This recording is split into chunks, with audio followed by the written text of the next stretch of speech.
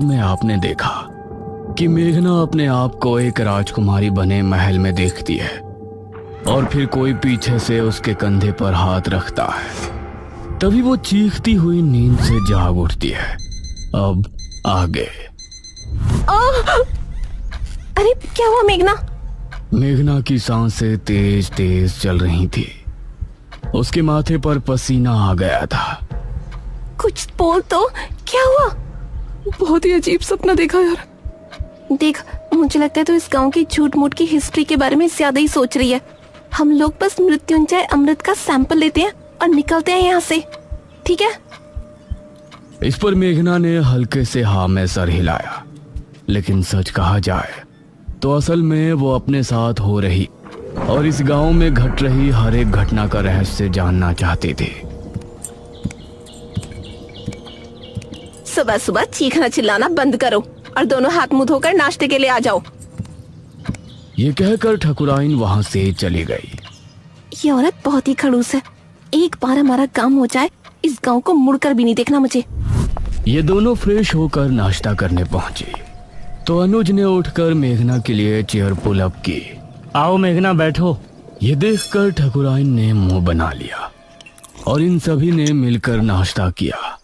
अनुज बेटा, तुम जल्दी से हमारे साथ चलो, हमें तांत्रिक महाराज को लेने के लिए जाना है। ठीक है पिताजी। ये कहकर मुखिया ने इशिता और मेघना की तरफ देखा। बच्चियों, तुम दोनों बाहर नहीं जाना, ठीक है? हो सके तो ठकुराइन का काम में हाथ बटा देना। जी अंकल, आप फिक्र मत कीजिए, हम घर में ही रहेंगे। अनुज और मुखिया गांव के लोगों से विदा लेकर तांत्रिक महाराज को लेने श्रेणी के लिए निकल गए। इस तरफ मेघना गहरी सोच में डूबी थी। ये कहानी सिर्फ मृत्युंजय अमृत से शुरू हुई थी, लेकिन उसके बाद वो महल, अपने आप को राजकुमारी के रूप में देखना और ये निशिर मोलो, ऐसा लगता है इस गांव का हर एक रहस्य मुझसे जुड़ा है। क्या मुझे राजमहल में जाना चाहिए? करीब 6 घंटे के सफर के बाद मुखिया और अनुज तांत्रिक महाराज के आश्रम पहुंचे, जहां उनका एक शिष्य बैठा हुआ था। प्रणाम। जी प्रणाम। तांत्रिक महाराज कहाँ है? अभी कुछ देर पहले आते तो उनसे भेंट हो जाती। महाराज अभी कुछ क्षण पहले ही बेरमपुर गांव के लिए निकल गए थे। यह सुनकर मुखिया और अनुज हैरान रह गए। हमारे गांव? हम तो महाराज को लेने के लिए आए थे। हमारे आने से पहले ही वो कैसे निकल गए? उन्हें किसने सूचना दी कि हमें उनकी जरूरत है? बाबा का अपने हर एक शिष्य से गहरा संबंध है। उनको दूर बैठे ही उनके बारे में सब कुछ पता चल जाता है। धन्य हो तांत्रिक महाराज। इसका मतलब है कि उनको पहले ही आभास हो गया था कि छोटे तांत्रिक की मृत्यु हो गई है, इसीलिए वो हमारे गांव के लिए निकल गए। पिताजी, अब हमें भी चलना चाहिए। तांत्रिक महाराज तो हमसे पहले गांव पहुंच जाएंगे। हाँ बेटा, चलो। धन्यवाद। अनुज और मुखिया उसी समय वापस गांव आने के लिए निकल गए। इसी तरह दोनों का सफर में ही दिन गुजर गया। इस तरफ शाम होने पर गांव में डर का माहौल छा गया। सभी लोग चौक पर जमा हुए गांव के मुख्य द्वार की तरफ ही देख रहे थे। हे भगवान, मुखिया जी कहाँ रह गए? रात हो गई है, कहीं निशिर मोलो ना आ जाए। इसी तरह से 7 बजे का घंटा बजा और मौसम फिर से बदल गया। सभी ये देखकर डर गए। मेघना, इशिता और ठकुराइन भी सभी के साथ वहां खड़ी थी। तभी उन्होंने मुख्य द्वार से किसी के कदमों की आहट सुनी और धीरे धीरे आंख से साफ हुआ तो सामने से तांत्रिक महाराज आते हुए नजर आए। अरे, ये तो तांत्रिक महाराज हैं। उन्हें देखकर सभी लोग खुश हो गए। तांत्रिक महाराज की जय हो! तांत्रिक महाराज की जय हो! सभी ने तांत्रिक महाराज के आगे हाथ जोड़कर नमन किया। तांत्रिक महाराज, ये और मेरा बेटा अनुज कहाँ है? वही आपको लेने के लिए गए थे ना? ठकुराइन, हमारे शिष्य की मृत्यु की सूचना हमें रात ही मिल गई थी, इसीलिए हम स्वयं ही यहाँ आने के लिए निकल गए थे। उनसे हमारी भेंट नहीं हुई। हे भगवान, तो ये कहाँ रह गए? अब हम आ गए हैं। आप लोगों को डरने की जरूरत नहीं है। मुखिया और अनुज भी वापस आ ही जाएंगे। महाराज, आप जो भी करना है आप ही को करना है। जब तक ये और अनुज नहीं आ जाते आप हमारे घर चलकर आराम कर लें। ठकुराइन, हम तांत्रिक होकर बड़ी हवेली में नहीं रह सकते। आप लोग पुराने किले में हमारे ठहरने का प्रबंध कर दें। जैसा आप कहें महाराज। ये कहकर ठकुराइन ने गांव के लोगों से कहा, आप सभी मिलकर पुराने किले की अच्छी से सफाई कर दें और वहाँ रोशनी का भी अच्छा इंतजाम कर दें। ये सुनकर गांव के कुछ आदमी किले की तरफ निकल गए। बाबा वहीं चौक पर बैठे रहे। उन्होंने आंखें बंद की और ध्यान मग्न हो गए। शायद वो सोच रहे थे कि आखिर कैसे निशिरमोलो से निपटा जाए, और मेघना के दिल में भी कई सवाल उठ रहे थे। तकरीबन 1 घंटे तक किले की सफाई का कार्य चला और तभी अनुज और मुखिया भी वहां पहुंच गए।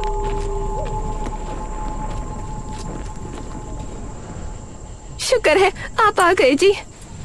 प्रणाम तांत्रिक महाराज। मुखिया की आवाज सुनकर तांत्रिक महाराज ने आंखें खोली। तभी गांव के आदमी भी वहां पहुंच गए। किले की सफाई हो चुकी है ठकुराइन, अब तांत्रिक महाराज वहां ठहर सकते हैं। आप सभी हमारे साथ किले में चलिए।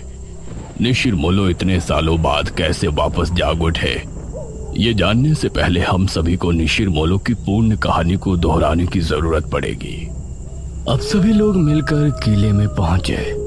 तांत्रिक महाराज एक ऊंचे टीले पर बैठे थे। किले में हर तरफ कहीं दीपक और दीवारों पर मशालें लगी थी जो वहां रोशनी उत्पन्न कर रही थी। मेघना अब तांत्रिक महाराज को बड़े गौर से देख रही थी, क्योंकि निशिरमोलो के बारे में जानने की उसकी उत्सुकता भी बढ़ रही थी। ये बात सन 1626 की है। उस समय हमारे नगर में महाराज विश्वजीत का शासन था। विश्वजीत की रानी का देहांत हो गया था और उनकी एक राजकुमारी थी, राजकुमारी मेघालय। महाराज, नगर में फैली महामारी अब और बढ़ चुकी है। अब इससे नहीं निपटा गया तो राज्य पूरी तरह से बर्बाद हो जाएगा। इस महामारी से निपटने का बंदोबस्त हम अवश्य करेंगे मंत्री जी। उसी समय एक आदमी वहां पहुंचा। महाराज की जय हो। जी, कौन है आप? महाराज, हम आपके पड़ोसी राज्य बल्लभगढ़ के राजा इंद्रसेन के दूत हैं। उन्होंने आपको शीघ्र ही मिलने बुलाया है। उनका कहना है कि आपके राज्य पर जो संकट आया है उससे निपटने में वो आपकी सहायता करना चाहते हैं। पिताश्री, हमें नहीं लगता कि वो हमारी इस महामारी से निपटने में कोई सहायता कर सकते हैं। हमें स्वयं ही कुछ करना पड़ेगा। समस्या गंभीर है राजकुमारी, हमें एक बार अवश्य ही उनसे मिलना चाहिए। हम आज रात ही उनके राज्य के लिए निकलते हैं। ठीक है पिताश्री, इस महामारी का जो भी हल निकले आप शीघ्र ही वापस आने की कोशिश करें, क्योंकि अगर आप इस बीमारी का इलाज नहीं ढूंढ पाए तो हमें ही कुछ करना होगा। अवश्य राजकुमारी। महाराज अपनी रथ में बैठ बल्लभगढ़ के लिए निकल गए। रथ में उनके साथ सेनापति थे और 2 घोड़सवार सिपाही पीछे आ रहे थे। उनका रथ इस समय जंगल के रास्ते से गुजर रही थी। तभी अरे, ये क्या हुआ? रथ अचानक से रुककर टेढ़ा हो गया था। सेनापति जी, बाहर निकलिए। महाराज और सेनापति बाहर निकले तो देखा रथ का पहिया गड्ढे में फंसा है और चटक भी गया है। अरे, ये क्या हुआ?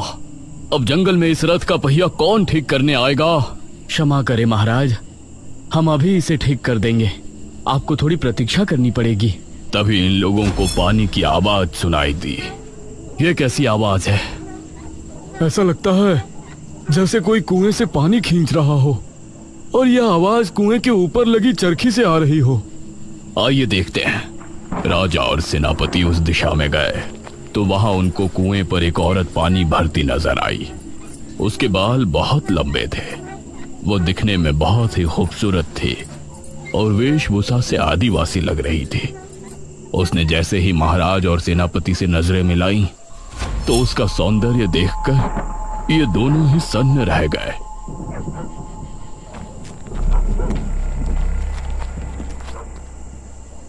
अरे, आप तो हमारे महाराज लग रहे हैं। प्रणाम महाराज। प्रणाम। क्या नाम है आपका? मेरा नाम दमयंती है महाराज। यहाँ पास ही मेरी कुटिया है। आप इस समय जंगल में? असल में हम पड़ोसी राज्य के लिए निकले थे। हमारा रथ खराब हो गया है, तो इसीलिए हम जंगल में भटक रहे हैं। महाराज, तो आप हमारी कुटिया में चलिए। यहाँ भटकना ठीक नहीं है। जब तक रथ ठीक नहीं हो जाता आप वहाँ रुक सकते हैं। ये दोनों दमयंती के साथ उसकी कुटिया में चले गए और फिर दमयंती ने दोनों को पीने के लिए पानी दिया। कितनी सुंदर है ये। अगर ये हमारी पत्नी बन जाए तो जीवन धन्य हो जाए। कितनी सुंदर स्त्री है। अगर ये हमारी पहली महारानी बन जाती तो कितना अच्छा होता।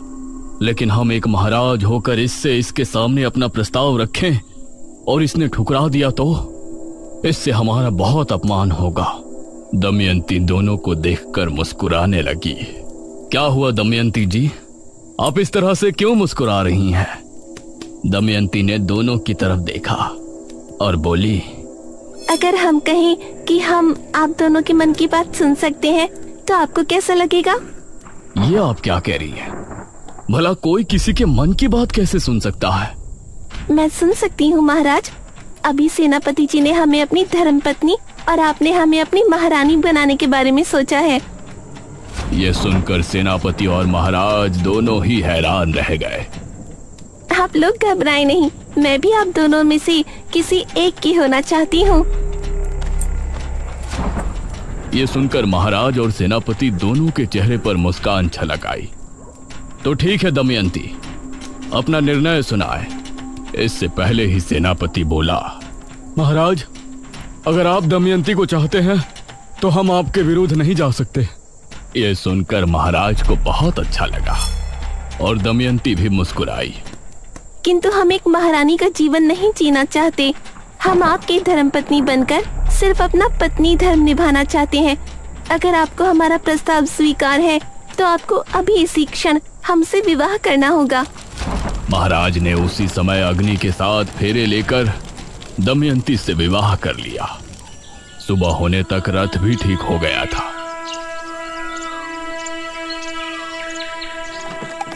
महाराज ने दमयंती को भी अपने साथ लिया और फिर उस राज्य पहुंचे। राजा इंद्रसेन को हमारा नमन है। आइए महाराज, बैठिए।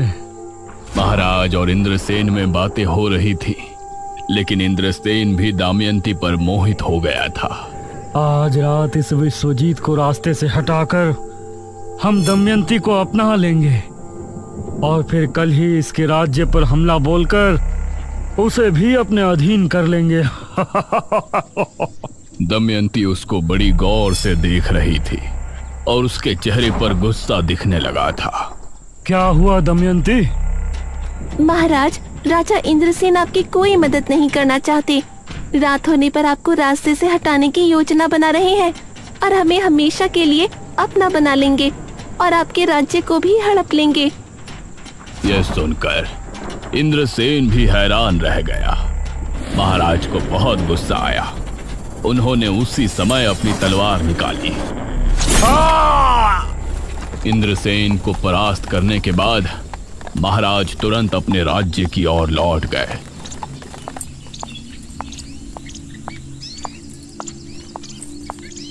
राजकुमारी बहुत चिंता में थी।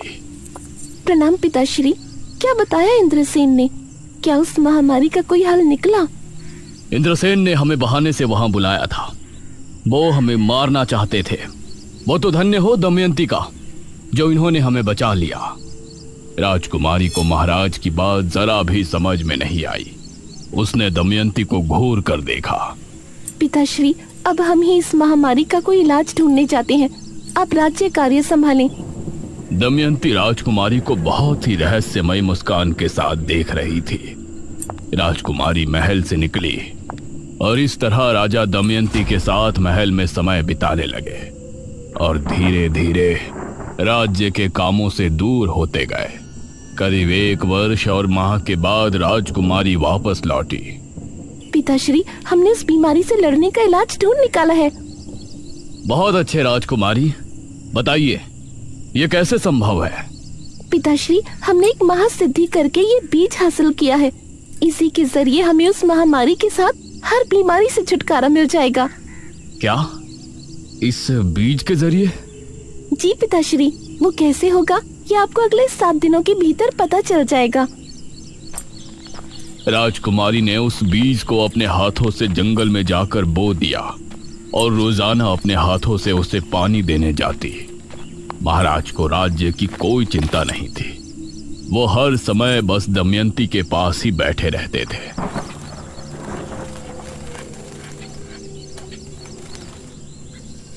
7 दिनों के बाद राजकुमारी महाराज, मंत्री और सेनापति को लेकर जंगल पहुंची। उन्होंने पाया कि पेड़ बहुत ही हरा भरा हो गया है और उससे हरे रंग का पदार्थ टपक रहा है। ये क्या चमत्कार है राजकुमारी? पिताश्री, ये मृत्युंजय अमृत है। इसकी 3 बूंद पीने से बड़े से बड़ा रोग दूर हो जाता है। हम इसके जरिए राज्य में फैली महामारी का खात्मा कर सकते हैं। वाह राजकुमारी, बहुत अच्छे। उसके बाद राजकुमारी ने अपने राज्य के सभी बीमार लोगों को वो मृत्युंजय अमृत देना शुरू किया और अगले 2 माह में वो महामारी राज्य से पूरी तरह से खत्म हो गई। राजकुमारी इससे खुश भी थी, लेकिन महाराज के दमयंती के करीब जाने और हर दम चिपके रहने से चिंता में भी थी। तभी एक दिन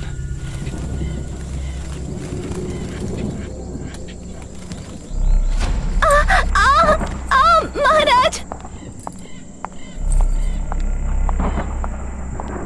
दमयंती, क्या हुआ आपको?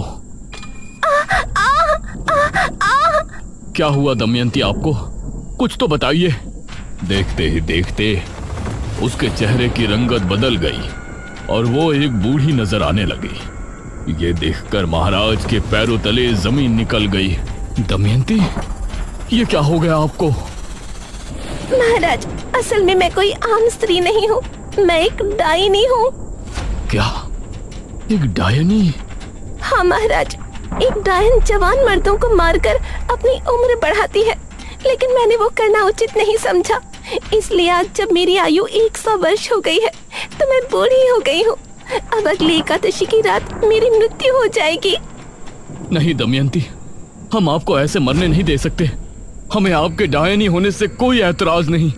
आपको बचाने का कोई तो तरीका होगा। एक तरीका है महाराज, लेकिन बहुत ही मुश्किल कार्य है।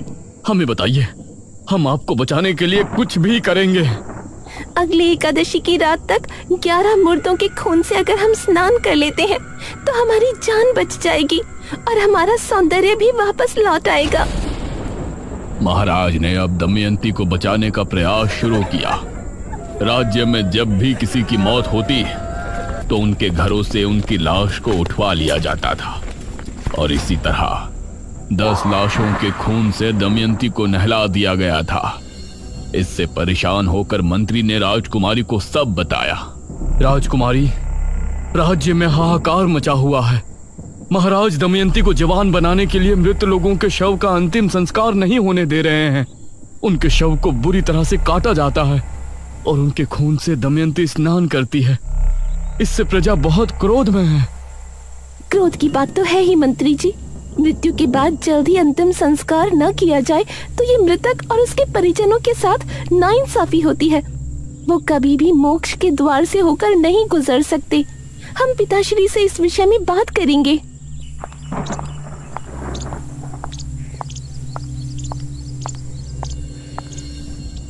राजकुमारी ने महाराज से बात की, लेकिन उनके सर पर दमयंती को बचाने का भूत सवार था। जो लोग पहले ही मर चुके हैं उनके शव को किसी के जीवन के लिए इस्तेमाल करना गलत नहीं है राजकुमारी। गलत तब होता जब हम जिंदा लोगों की बलि देते।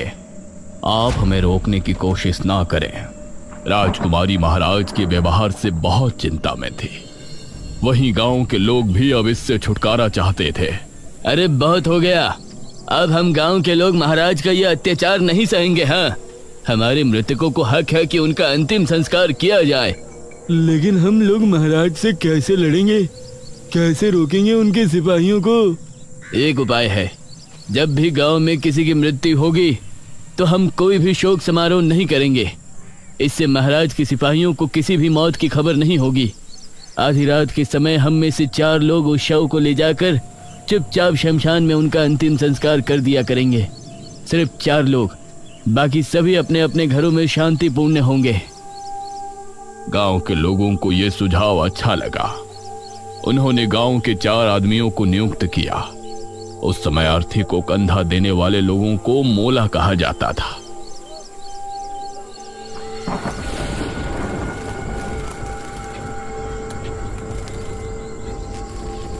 ये 4 लोग रात के समय निकला करते थे, इसलिए इनका नाम निशिर मोलो रखा गया।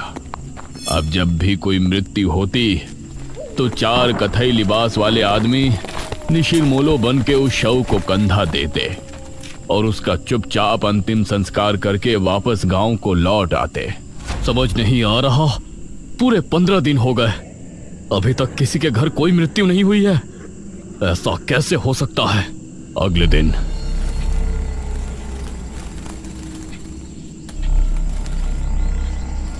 महाराज के गुप्तचरों के द्वारा महाराज को यह बात आखिर पता चल ही गई और उनका क्रोध 7वें आसमान पर आ गया। वो जो भी 4 लोग हैं, हम उनको मार कर ही दम लेंगे।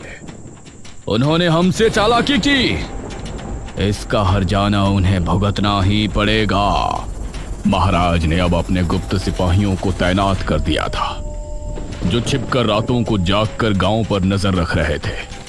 एक रात निशिर मोलो एक अर्थी लेकर निकले। यह शनिवार की रात थी, तो उन गुप्त सिपाहियों ने निशिर मोलो को रोक लिया। अब तुम लोगों को कोई नहीं बचा सकता, कोई नहीं। बहुत दे दिया हमारे महाराज को धोखा। उन सिपाहियों ने इन 4 आदमियों को मार गिराया और फिर शव लेकर महाराज के पास पहुंचे। उस शव को दमयंती के कक्ष में पहुंचा दिया गया और सुबह होने पर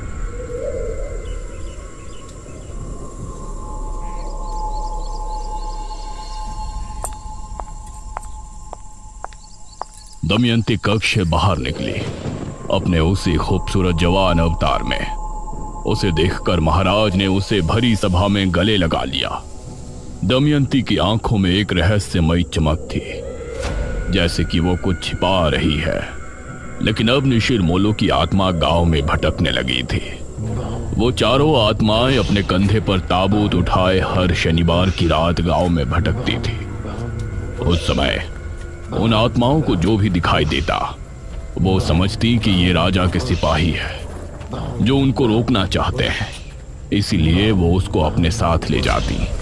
इतना कहकर तांत्रिक महाराज चुप हो गए।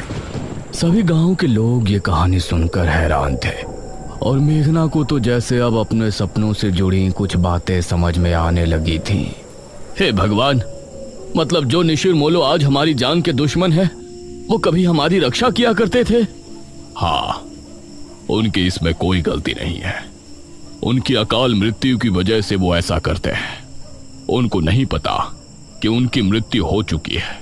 वो तो अभी भी अपने काम को अंजाम देने की कोशिश कर रहे हैं।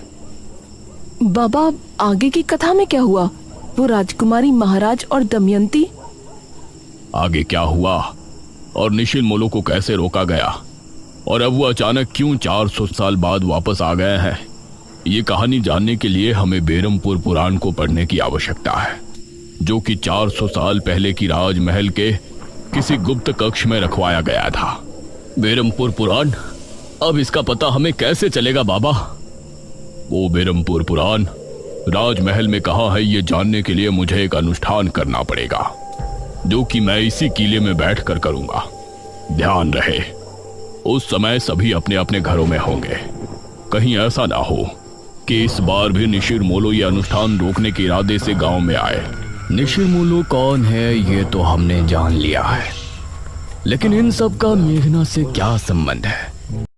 तो हेलो गाइस, वीडियो का पार्ट 4 देखने के लिए कमेंट करें और एक लाइक एंड सब्सक्राइब जरूर करके जाएं। धन्यवाद।